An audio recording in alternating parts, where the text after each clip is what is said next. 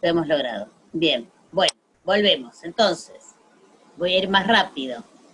Decíamos entonces que justamente tratábamos de este elemento, lo mencioné nuevamente, voy a ir rápido, esta atadura que dice Bourdieu respecto que para hacer investigaciones son estas tres grandes dimensiones que se juntan, epistemología, metodología y teoría.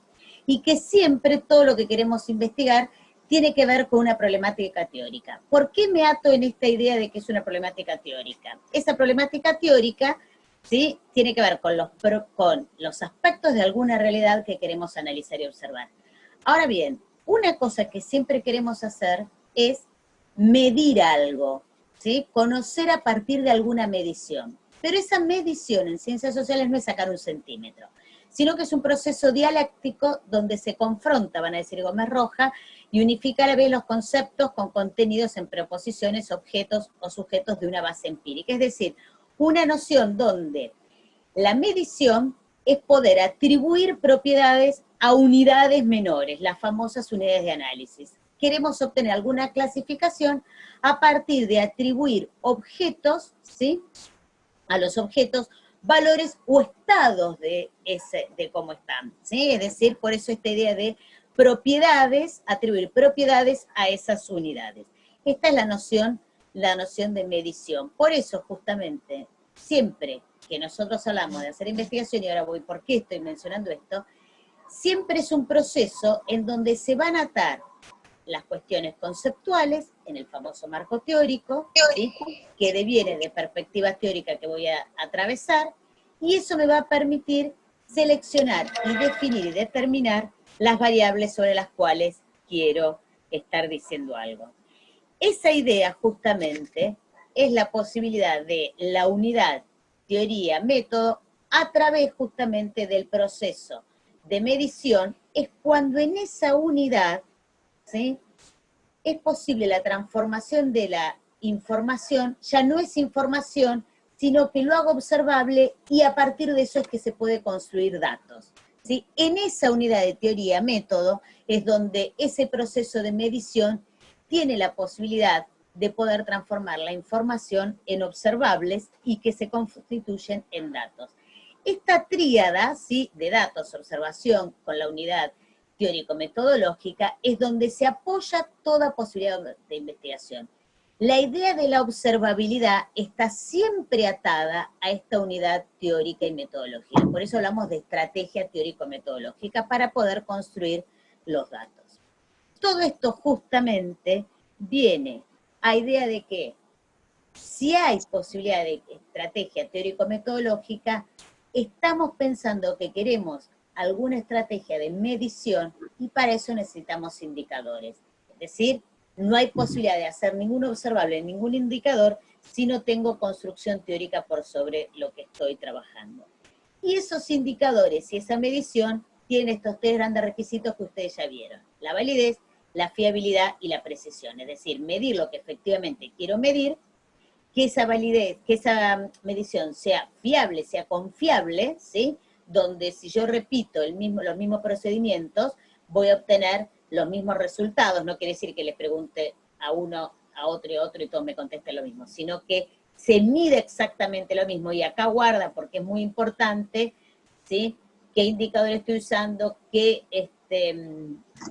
mediación estoy usando, si es un cuestionario, si es un cuestionario virtual, si es un cuestionario cara a cara, si es por WhatsApp, etcétera, etcétera. Guarda que no hay que mezclar, ¿sí? Esto que en estos últimos días, con esta idea de la pandemia, que empezamos a trabajar mucho más con la virtualidad, se empieza a mezclar, no hay que mezclar, ¿sí? Digamos, los procesos de observación, ¿sí?, cada uno tiene su procedimiento y tiene su fiabilidad, ¿sí? Entonces no hay que mezclar.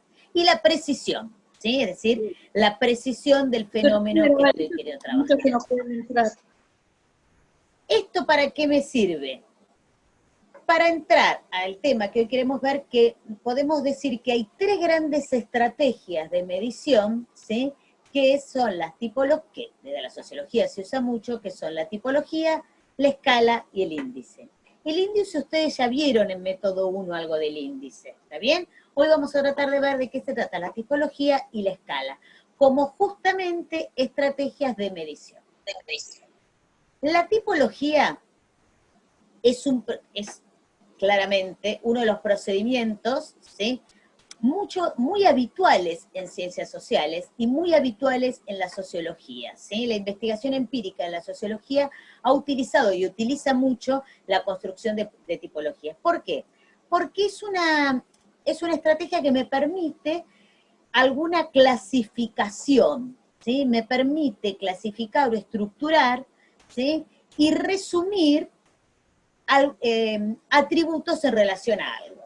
Esta idea de construir tipos de algo, ¿sí? Es decir, esa construcción, insisto con esta idea de que es un modo de clasificación, y esa clasificación lo que hace es que resume de un modo pequeño y significativo tipo de alguna cosa, categorías de alguna cosa, de individuos, de grupos, de instituciones, de sociedades, etcétera, etcétera. Es decir, la posibilidad de que siempre queremos de hacer algún análisis del objeto que estamos analizando a partir de alguna forma de clasificación.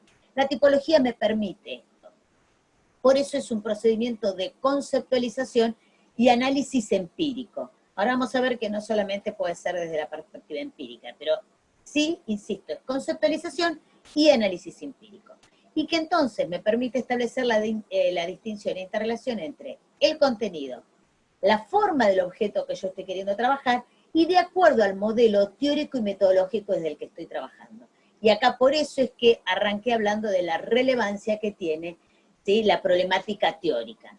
El contenido de lo que quiero trabajar y el objeto de estudio se van a encontrar de acuerdo a cómo los voy a clasificar, de acuerdo a la perspectiva teórica y metodológica de la que quiero trabajar.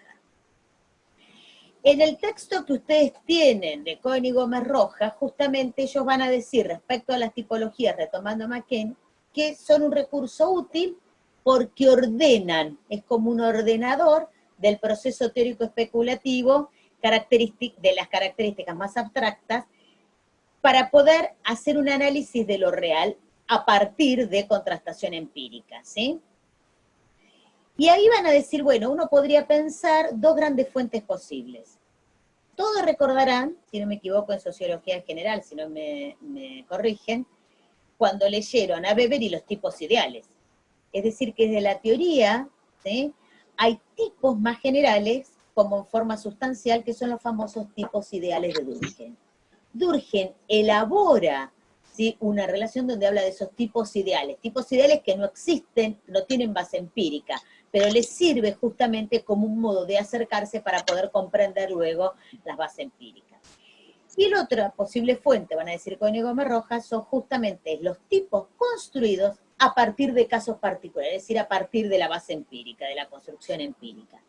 Por eso entonces, la tipología como contenido refleja la naturaleza sustantiva de fenómenos sociales. Todo el tiempo hablamos de tipos de sociedades, tipos de acción social o acción colectiva, tipos de movimientos políticos o movimientos sociales, tipos de capital, tipos de empleo, ¿sí? Hay una serie de elementos que a veces mencionamos de manera reiterada. A veces, claro, cuando uno habla cotidianamente, eso lo está diciendo sin ningún bagaje conceptual con lo cual construye eso. Más allá de que en la cabeza de cada uno, cuando uno dice tipo de sociedad, tiene algo en la cabeza. Acá lo que tenemos que hacer es, como siempre en un método científico, explicitar los elementos que nos llevan a hablar de un determinado tipo de algo, es decir, porque acá va a tener que tener un procedimiento para luego hacer el procesamiento en relación a una base empírica atada con una base teórica, es decir, de acuerdo al modelo teórico, es decir, de acuerdo a los indicadores que empiezo a definir para los cuales pensar en esa construcción. Por lo tanto, la tipología como forma es una abstracción que está expresada en términos de clasificatorios y que me permite hacer esas afirmaciones, ¿sí? Cuando digo que es un tipo de sociedad más abierta o más cerrada, tengo algunos elementos para dar cuenta de qué llamo abierta o cerrada, ¿sí? Cuando digo que es un tipo de empleo, yo hoy estaba en una tesis y alguien hablaba del buen empleo y el mal empleo, hablaba de dos grandes tipos de empleo, el buen empleo y el mal empleo. Llamar buen empleo o mal empleo está clasificando en relación a algo, está poniendo en juego, combinando algunos atributos, ¿sí?, de esa unidad sobre la cual se estaba mencionando. ¿Está bien? Por lo tanto, bien como definición, las tipologías son procedimientos clasificatorios formulados teóricamente a partir de operaciones técnicas de construcción empírica a través del tratamiento de la matriz de datos famosa. ¿Está bien?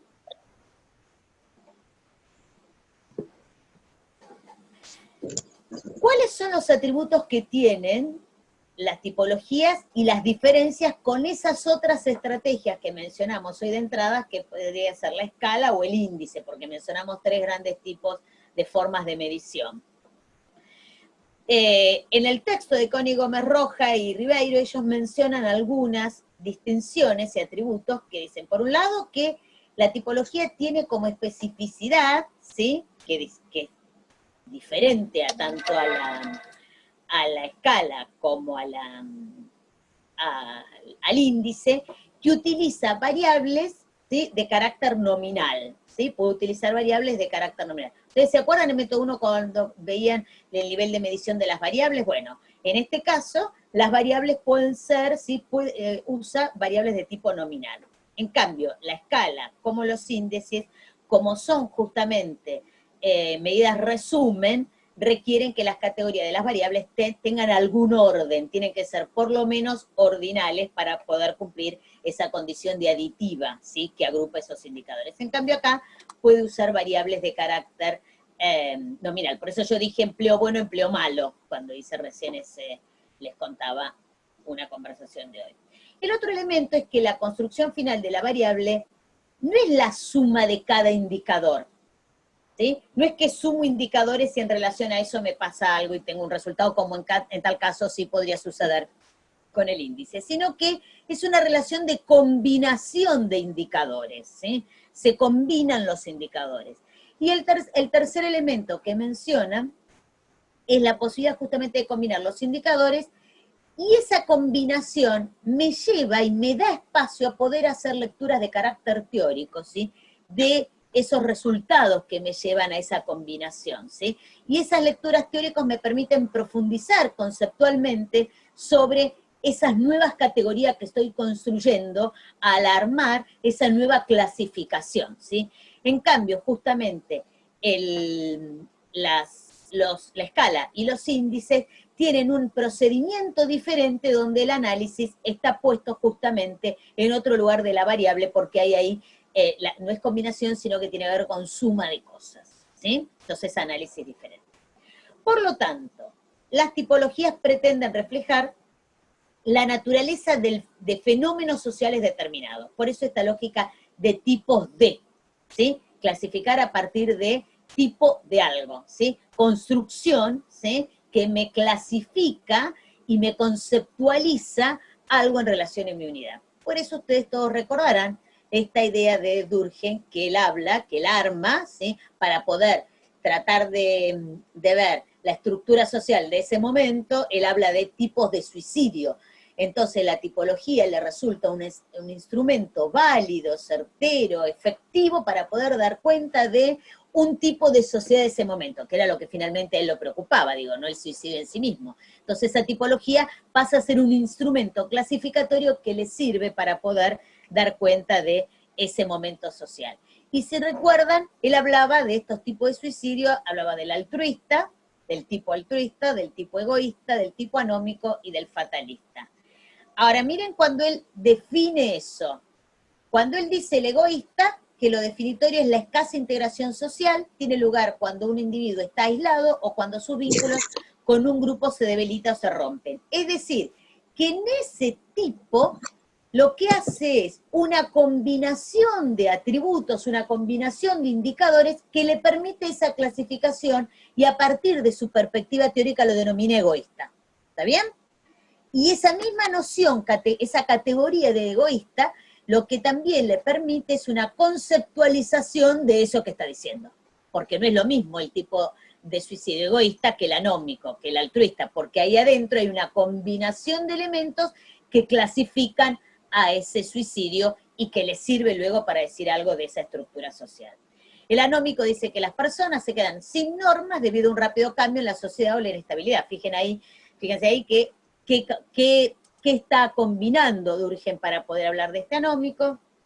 El altruista, demasiado integrado. El fatalista, cuando un individuo está excesivamente regulado por la sociedad. De este modo, lo que hace entonces Durkheim es esto que estoy diciendo, tratar de clasificar y conceptualizar, ¿sí?, en esa clasificación. Dice McCain que Durkheim sobre las tendencias suicidas debe servir solo para ilustrar la posibilidad de enumerar casos concretos de grupos concretos y relacionarlos con tipos de carácter heurísticos. Y esto es una cosa importante. La tipología tiene que ver con una base heurística.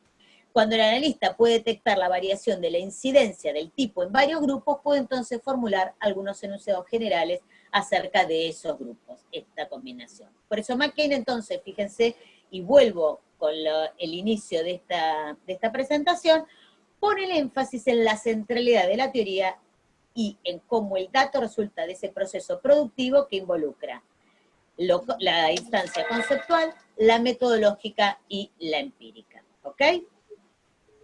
Entonces ahí podemos ver cómo justamente aparece esta idea.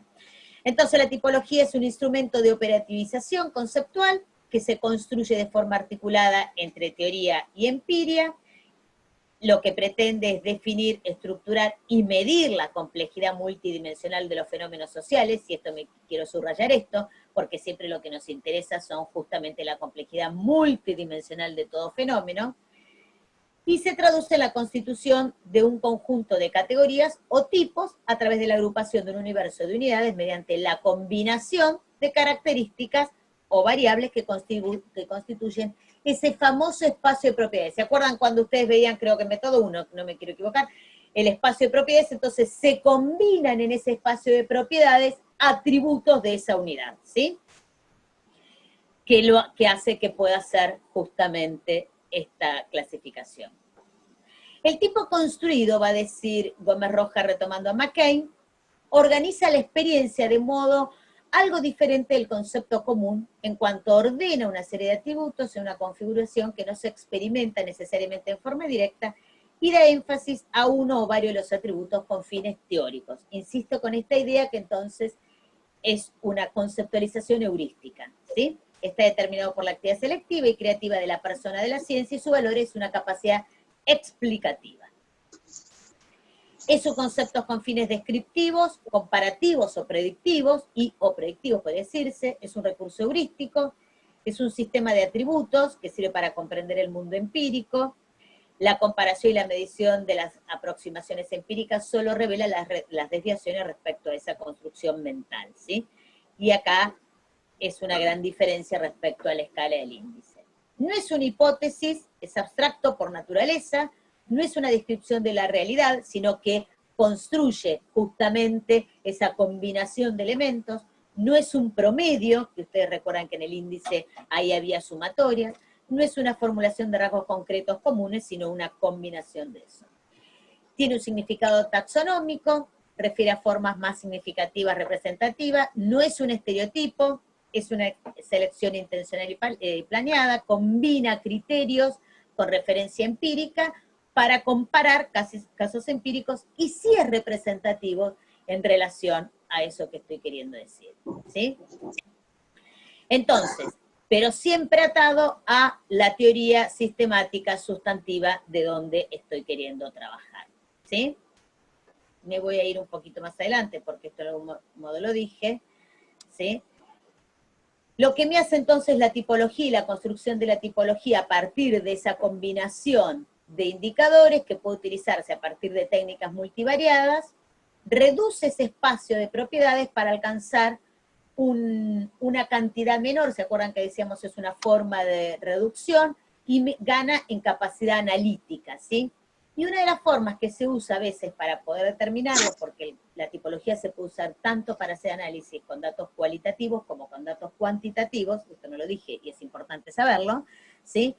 Desde los clúster, una forma es a partir del análisis de clúster, de los quanti, de clúster o de conglomerados, ¿sí? Es uno de los recursos que se usa mucho, donde uno lo que puede ver es cómo ese conglomerado tiene homogeneidad interna y heterogeneidad con otros conglomerados. Y entonces puede pensar que esa homogeneidad junta algunos atributos que lo puede hacer al conglomerado representativo de un tipo de algo. y ahí entonces aparece esta idea, ¿sí? Voy a contarles un par de ejemplos sobre las tipologías, ¿sí? Eric Wright trabaja la idea de, él arma una tipología tomando las posiciones de clase en la sociedad capitalista, que esto lo trabaja Gómez Roja muy fuertemente.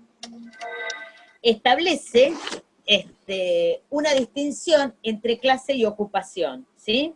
En esa distinción entre clase y ocupación, él dice que deben entenderse como posiciones definidas dentro de las relaciones técnicas de producción, mientras que las clases las define de acuerdo a un abordaje marxista por las relaciones sociales de producción. Entonces habría como dos grandes elementos que pone en juego.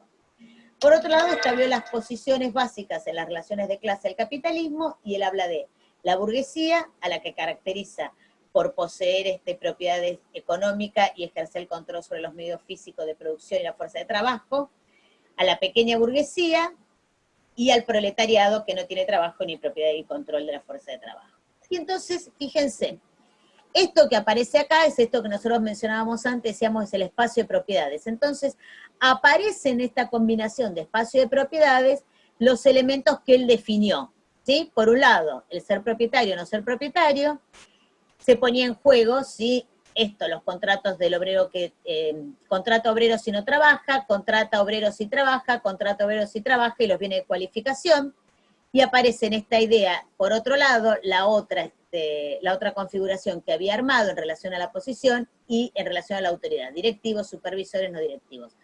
A partir de estos elementos que él definió, pone en juego estas variables y empieza a aparecer esta tipología que él arma, ¿sí? Que son de las posiciones de clase en la sociedad capitalista. Entonces va a hablar que entre los propietarios y aquellos que contratan obreros y no trabajan, lo va a llamar burguesía, entre los propietarios y aquellos que contratan obreros y no trabajan, pequeños empleadores, propietarios y que no contratan obreros y trabajan, la pequeña burguesía.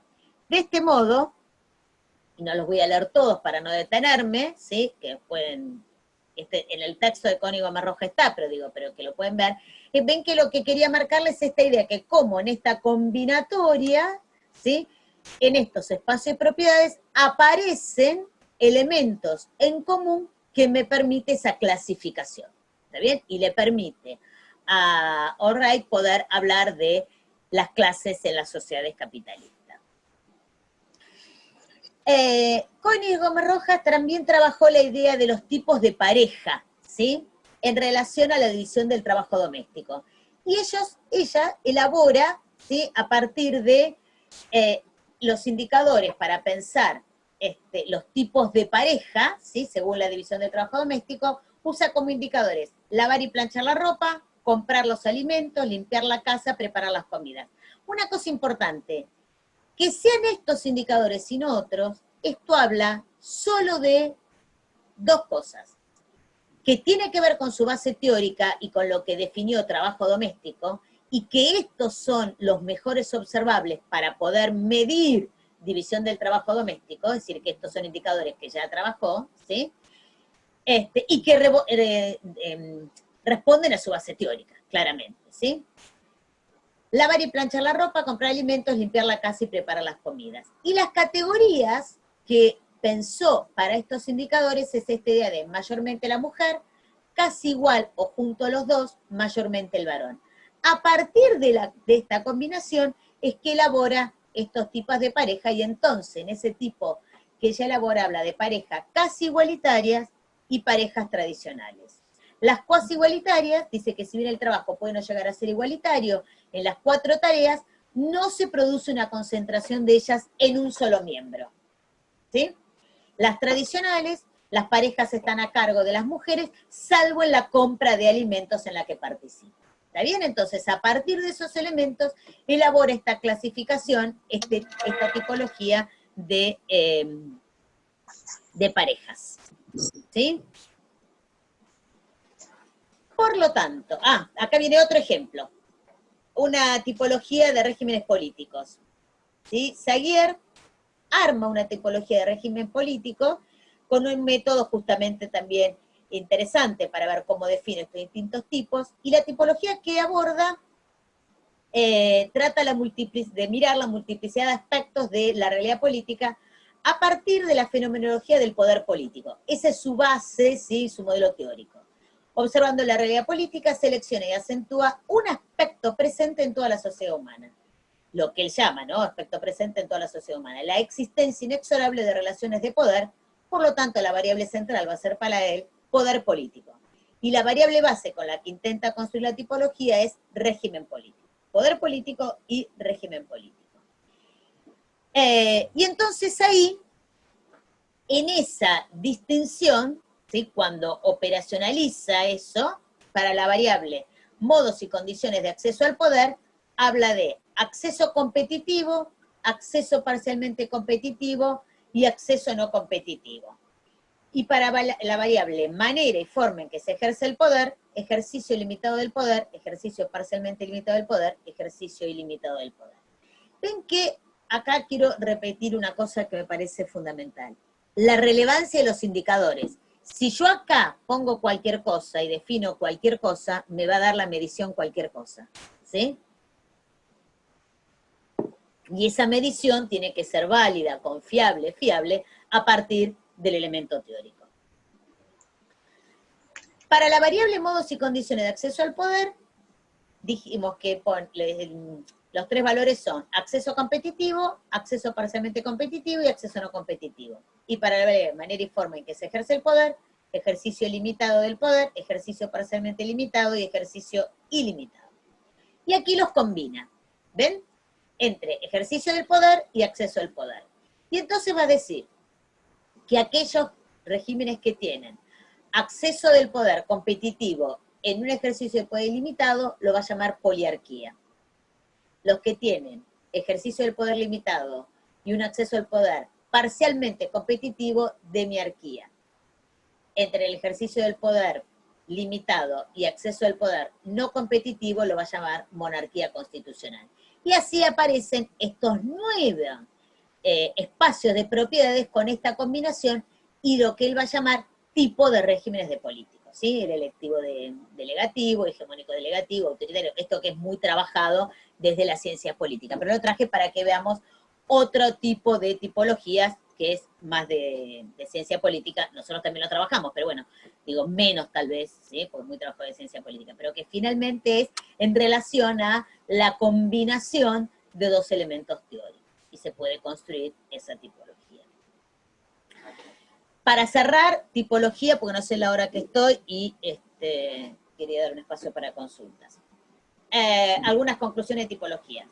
Es un arte o técnica de construcción de tipos mediante un sistema de clasificación y simplificación y reducción de datos que consiste nada más y nada menos que en reagrupar elementos de una población en clases o tipos, definidos cada uno de ellos por una serie de rasgos o características que les son comunes. E insisto con estas que son definiciones de carácter teórico y que tienen sustento empírico. Se utiliza para interpretar y comprender un fenómeno de la realidad, para caracterizarlo, para identificar problemas sociales, para producir datos, o ser puente entre la teoría, los conceptos y los datos. Y son formas, justamente, buenos instrumentos analíticos. Yo estoy cerrando una tipología de beneficiario de programas sociales. Veamos entonces, tomamos un poco de agua y pasamos al otro instrumento que era la escala, ¿sí? La escala que mencionamos de entrada, sobre la cual íbamos a trabajar. Estoy medio volando, después en tal caso me frenan, ¿sí?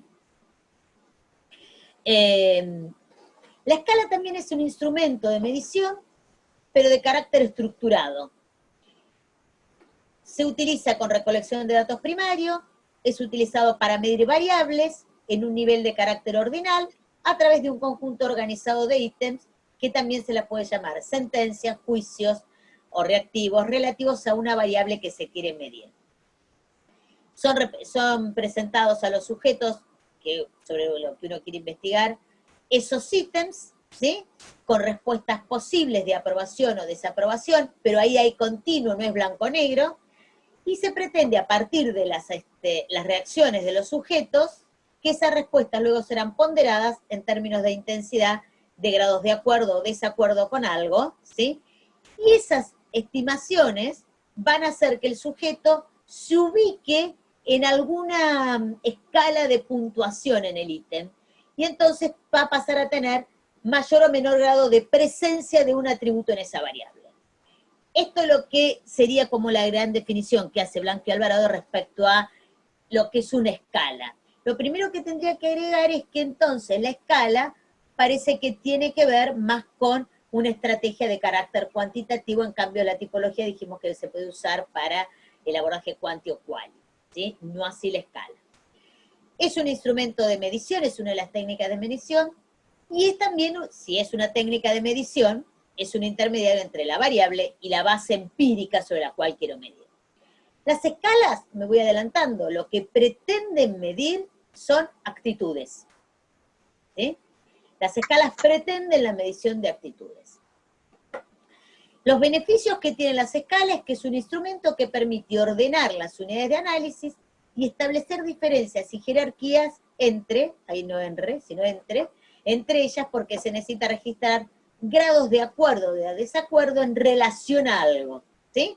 En relación a un fenómeno que estamos estudiando, pretendemos analizar el mayor acuerdo o el menor acuerdo respecto a algo. Por ejemplo, para esta época, en estos días, se empezó a hablar de acuerdos. A mí me llegó justo hoy una encuesta que se hizo respecto al grado de acuerdo de la población del AMBA respecto a la continuidad de la cuarentena, por ejemplo, ¿sí? Entonces, niveles de acuerdo, actitudes, se pretende la medición de actitudes, positivas o negativas, en diferentes grados de adhesión o de rechazo.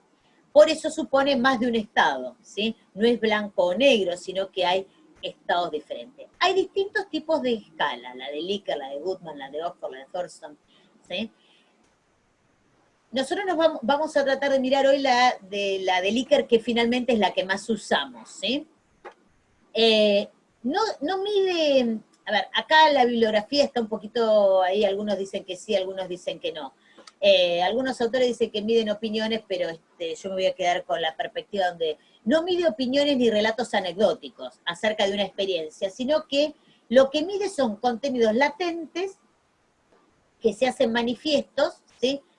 Y que no dependen solo de la voluntad y la racionalidad del individuo, sino que es necesario apelar a algún recurso metodológico que los haga visibles para que se dispare ahí la posibilidad del acuerdo o no acuerdo. Por eso son contenidos latentes, no es la opinión en relación a algo. Y esto sí es una cosa que me parece que es importante y no es un dato anecdótico, ¿sí? Estos ahora cuando sigamos avanzando se va a entender mejor. Forman parte del universo de predisposiciones que orientan las acciones y son resultados de la interacción entre el proceso de socialización cultural y de experiencia cotidiana, que son finalmente, ¿qué son las actitudes? Que finalmente es uno de los elementos que nos interesan fuertemente en la sociología. Para construir una escala de actitudes, ¿sí? Se necesita, obviamente, todas las variables que nos interesan en la sociología son todas complejas. Todas, no hay ninguna que sea simple, ¿sí? Entonces, toda variable compleja, tanto teóricamente como en cuanto a su abordaje, ¿cuál va a ser el punto de partida? Dar cuenta del estado del arte, es decir, una buena revisión, ¿sí? De qué hay estudiado respecto a eso. Diarios, revistas, ¿sí? Consulta de pares, conocimiento acumulado. ¿Cómo se viene midiendo eso, no? Esa es la parte teórica fundamental. Hay 3 etapas fuertes para pensar la escala. La primera es la elaborativa, es decir, construir el universo de proposiciones o ítems, y esa es la parte más compleja, los ítems o proposiciones sobre los cuales uno va a tratar de recabar los grados de acuerdo o desacuerdo. La otra parte, que es constructiva, se pone a prueba el resultado de la etapa anterior, es decir, esos ítems se ponen a prueba con grupos de pares para justamente poner a prueba eso, medirle el nivel de confiabilidad y validez que tienen, ¿sí? Y tienen confiabilidad y validez también estadística.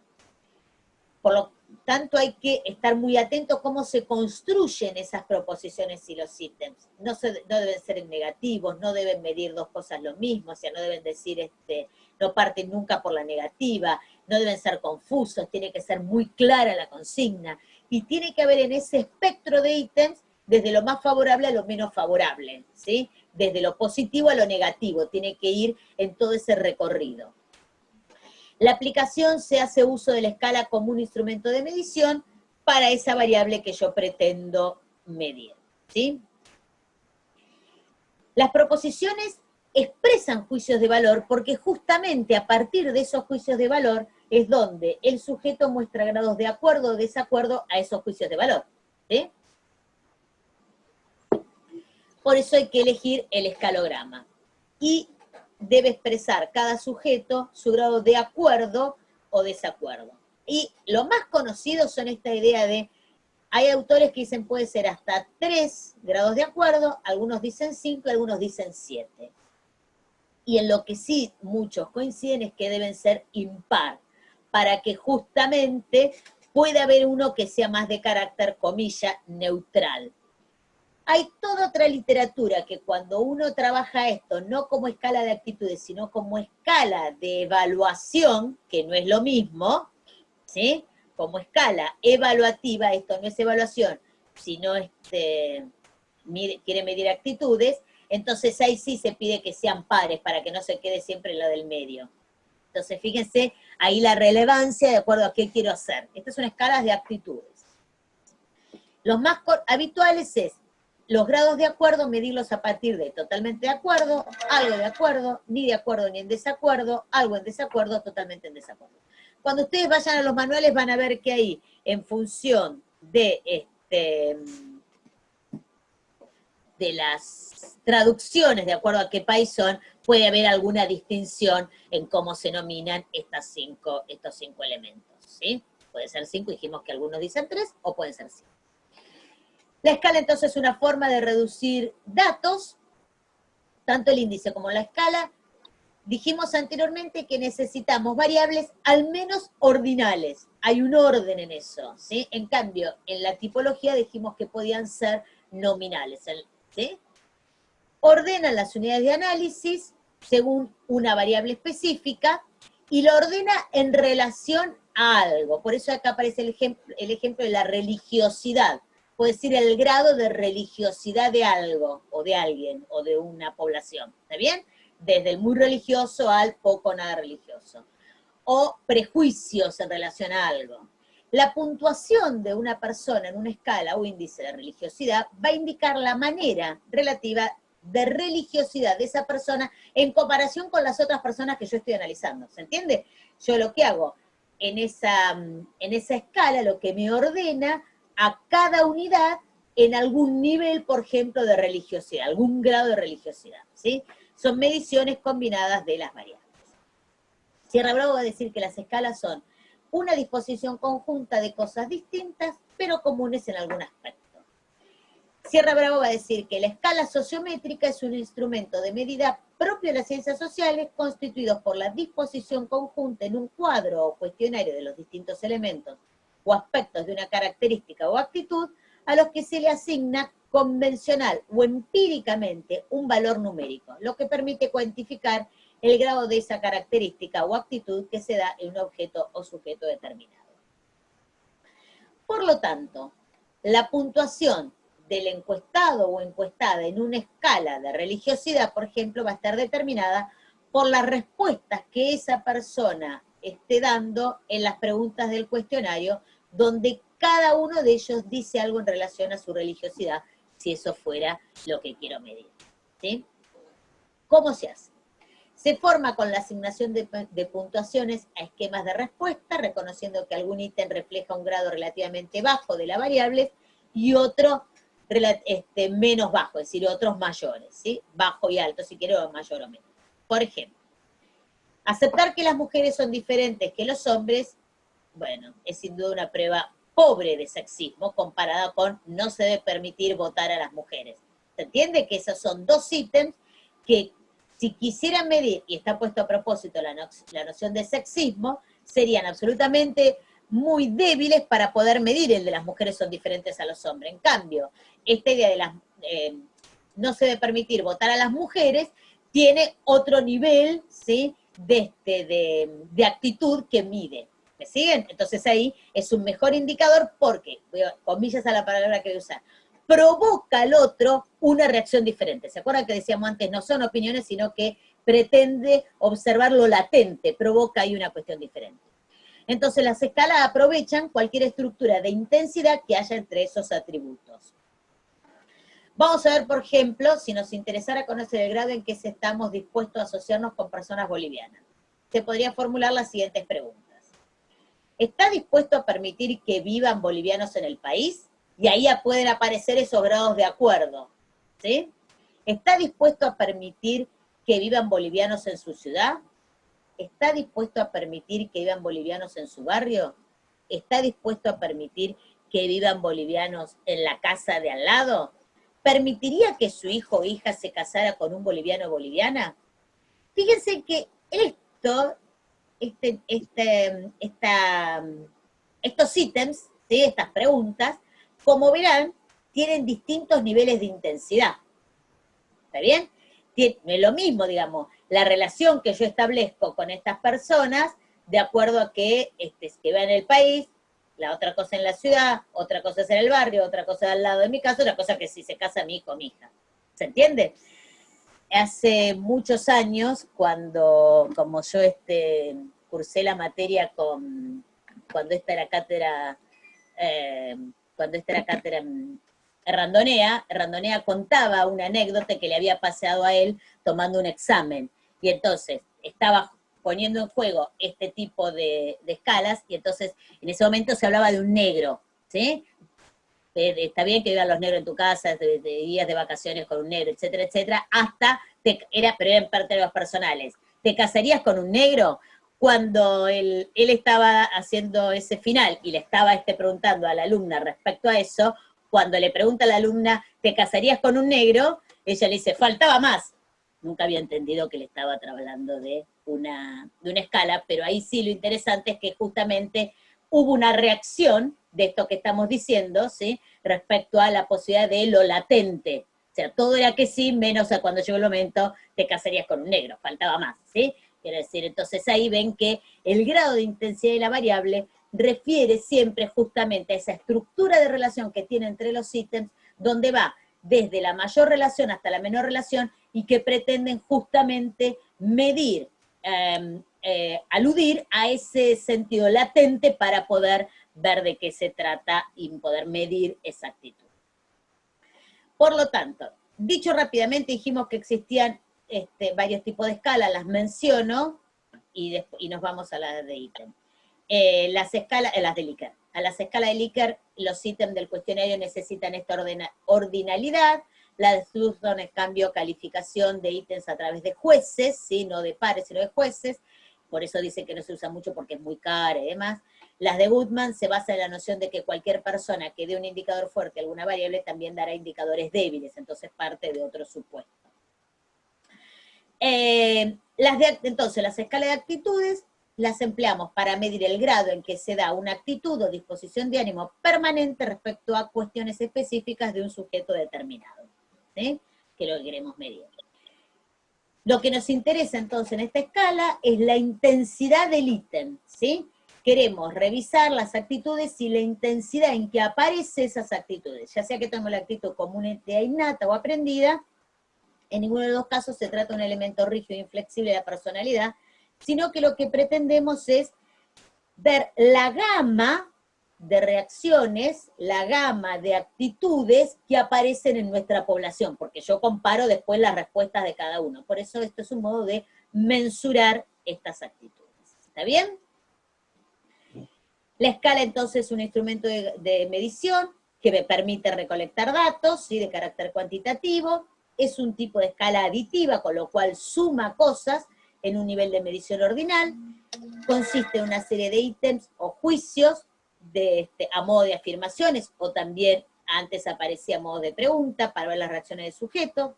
Ese estímulo, o el ítem o juicio que se presenta al sujeto, representa la propiedad que el investigador o investigadora está interesado en medir, y las respuestas, ¿sí?, que le solicitamos son en términos de grados de acuerdo o desacuerdo, ¿sí?, que el sujeto tenga respecto a una sentencia en particular.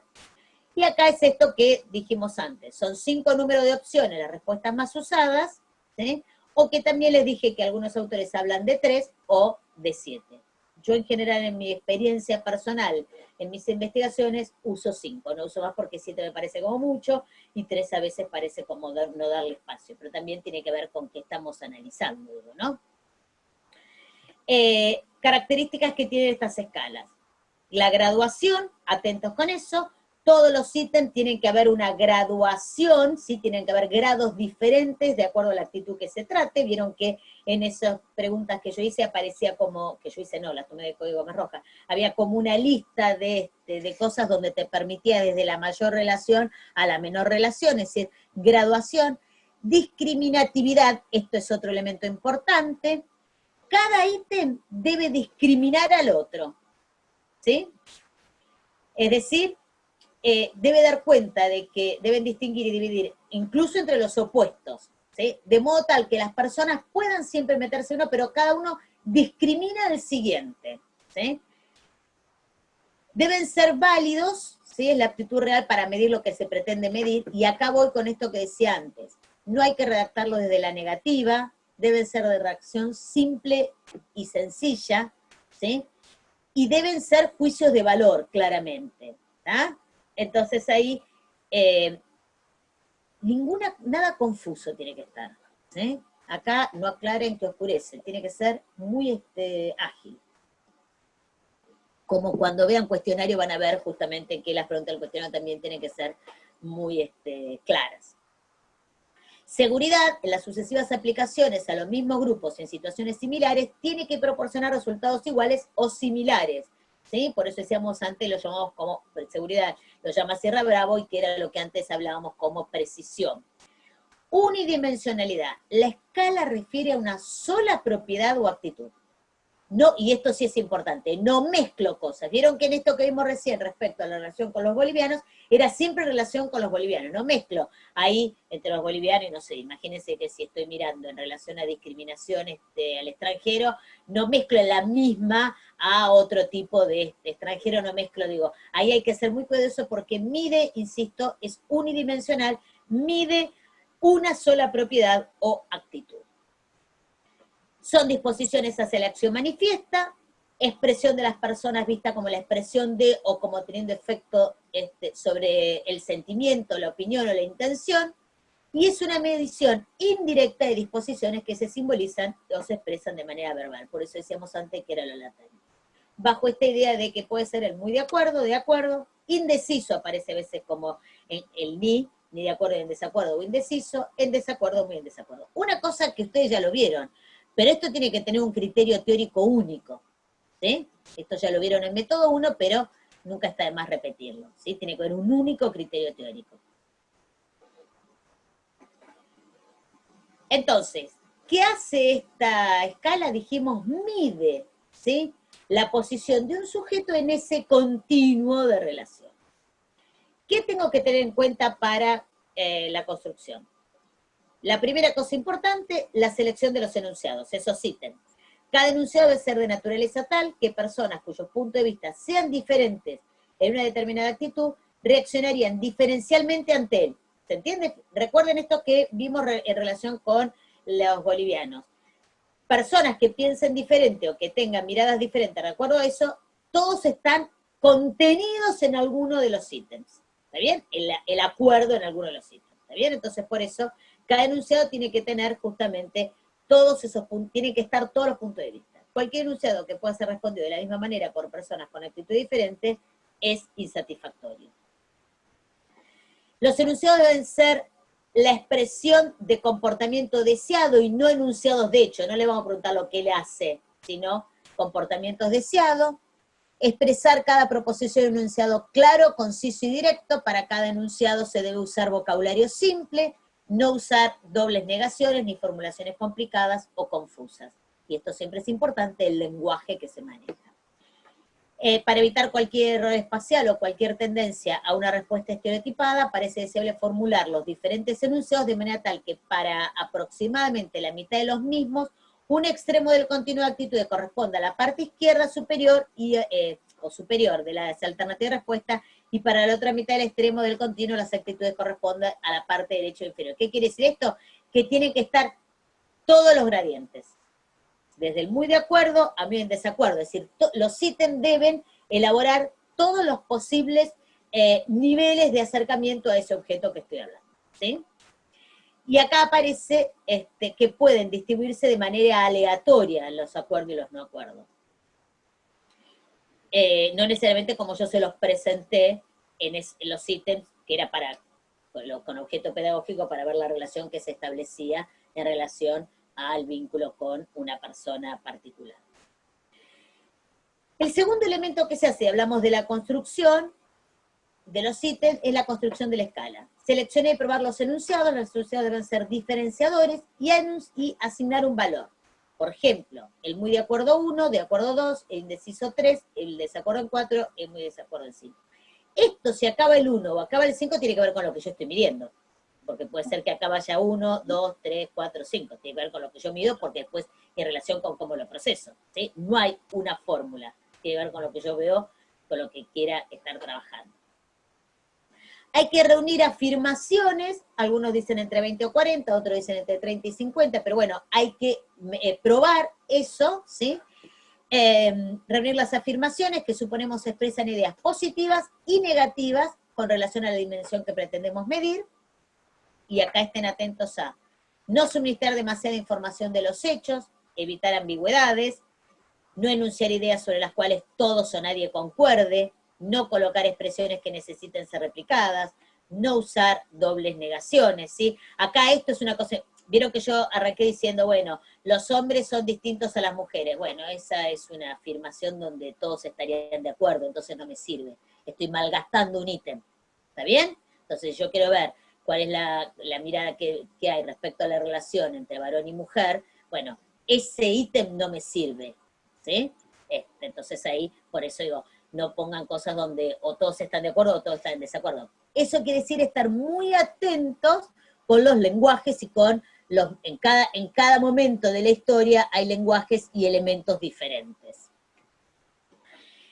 Los pasos entonces, conocer la actitud o variable a medir, elaborar el ítem relacionado con la actitud o variable que se quiere medir, administrar la escala a una muestra de sujetos que van a actuar como jueces, asignar los puntajes a los ítems según la posición positiva o negativa que cada uno haya tomado, asignar los puntajes totales a los sujetos de acuerdo al tipo de respuesta de cada ítem, efectuar el análisis de los ítems, y ahí viene la parte de validación y confiabilidad, construir con base en los ítems seleccionados la escala final, y aplicar la escala final a la población luego sobre la cual voy a querer trabajar. Entonces ahí la puedo poner a mi cuestionario.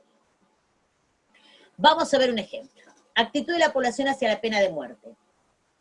Los que apoyan, acaban los ítems, los que apoyan la pena de muerte en nuestro país son de ultraderecha. Oponerse a la pena de muerte es una actitud sensata. Implementar la pena de muerte para delitos graves no hace descender la ocurrencia de los mismos. Los legisladores más conscientes apoyan la pena de muerte. Es mejor la pena de muerte en caso de delitos graves porque el delincuente no se resocializa. Si no se aprueba pronto la pena de muerte, la gente va a tener que salir armada. Bien. Esta actitud de la población hacia la pena de muerte, fíjense que ahí van en distintas líneas porque lo que pretende medir es justamente esa actitud de la población, ¿sí? Esto, realizar la prueba de unidimensional para medir la validez. Seleccionar las personas pertenecientes a una población para poder hacer la prueba. Se asigna puntaje a los ítems. El 4 es totalmente de acuerdo, 3 de acuerdo, 2 ni acuerdo ni en desacuerdo, 1 en desacuerdo, y el 0 totalmente en desacuerdo, ¿sí? Una vez que asigné los ítems para cada individuo, sumo los totales de cada uno, y en el análisis de los ítems tengo que ordenar de manera que el sujeto que tuvo el puntaje total más alto ocupe el primer lugar, y así sucesivamente hasta que tuvo el más bajo, ¿sí? Se opera con el 25% del puntaje más alto y el 25% del más bajo. Y ahí se realizan las diferencias de promedio entre los grupos superior e inferior. Se buscan entonces que los ítems discriminen de modo que debe responder de modo diferente entre el puntaje alto y bajo, porque justamente estaban los más altos y los más bajos, ¿sí? Ahí se suele trabajar con algunos estadísticos, ¿sí?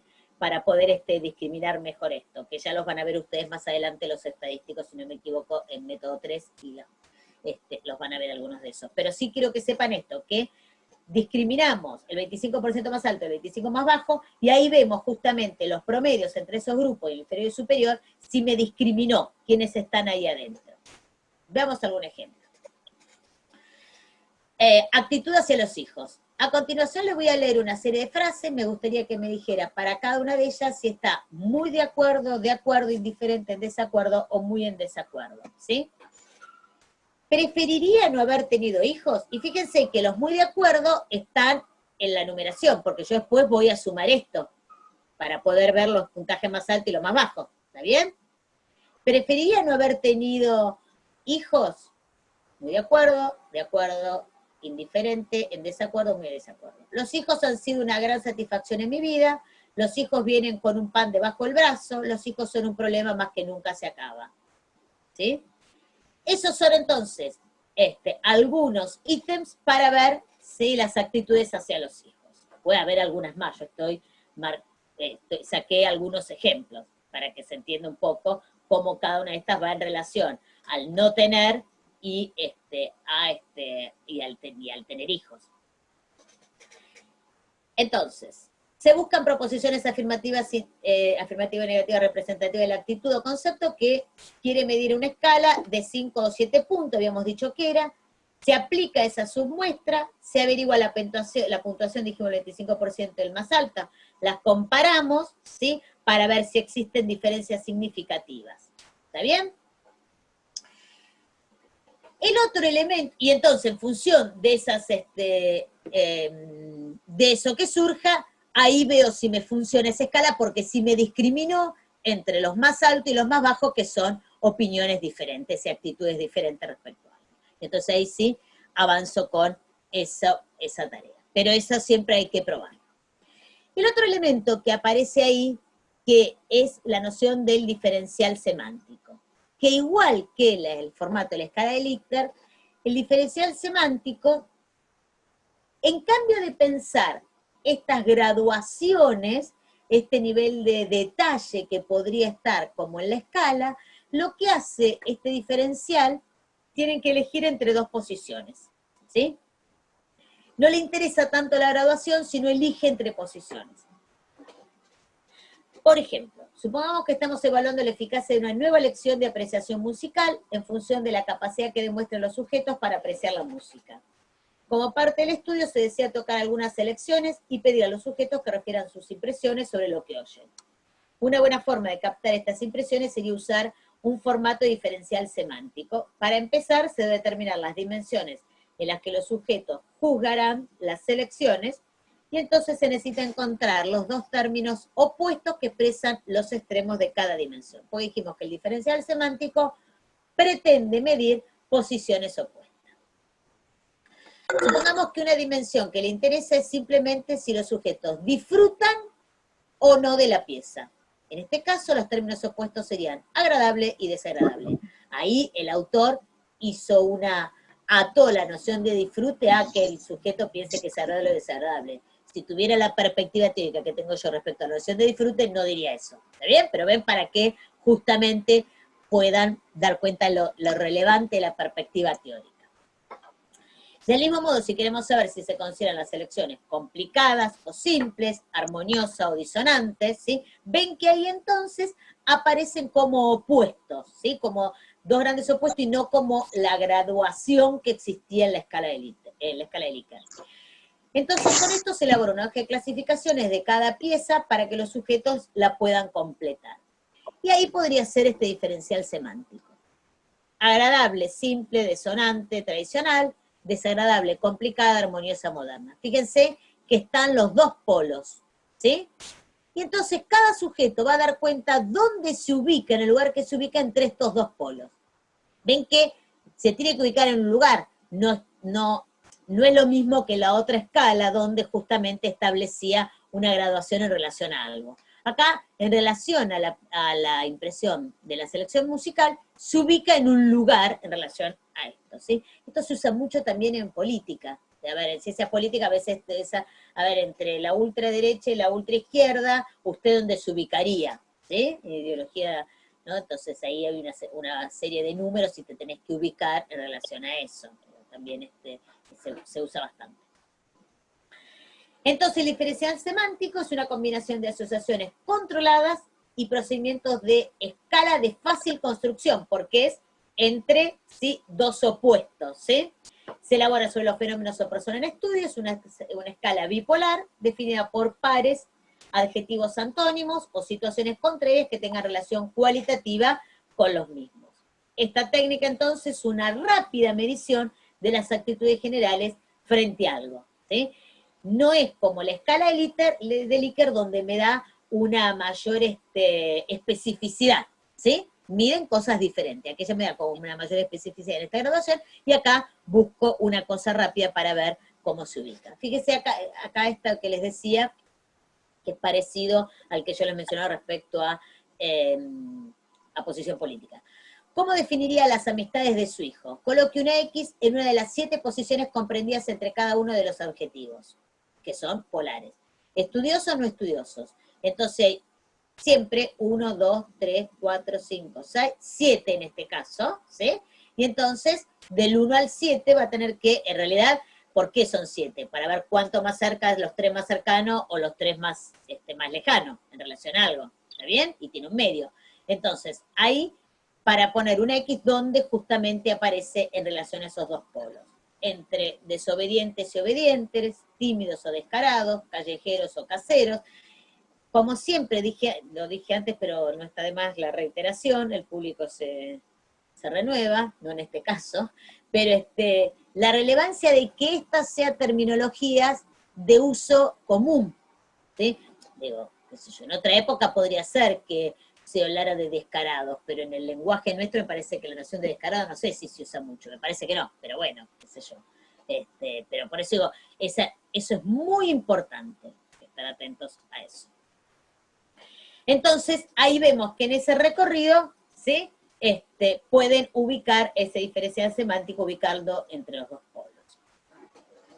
Entonces, sirve para medir el significado que tiene para cada individuo un asunto particular en relación a dos polos, se presenta un concepto y se pide al sujeto encuestado o encuestada que se posicione entre esos dos adjetivos opuestos, pueden ser una escala de 5 o de 7 puntos, a veces algunos hacen una escala de 10, del 1 al 10, como lo ubica yo, pero entre 5, a ver, del 1 al 10, el problema es que queda muy, tenemos todos nosotros, ¿sí?, por lo menos en el mundo occidental, no todo el mundo occidental, en algunos, la noción de la calificación, 10 puntos, 9 puntos, ¿sí? Entonces, eso, si uno pone el 1 al 10, queda como muy pegado a eso. En cambio, la escala del 5, del 7, lo que hace es que ubica justamente en la mitad más cercana o en la mitad más lejana, digo, entonces, para poder, por eso digamos esta idea del 5 o 7.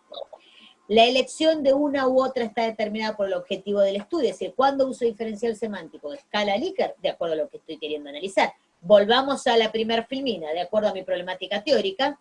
Sin embargo, para evaluar el significado se utiliza el diferencial semántico, mientras que para evaluar actitudes es mejor la escala de Likert. ¿Qué uso? De acuerdo a mi problemática teórica.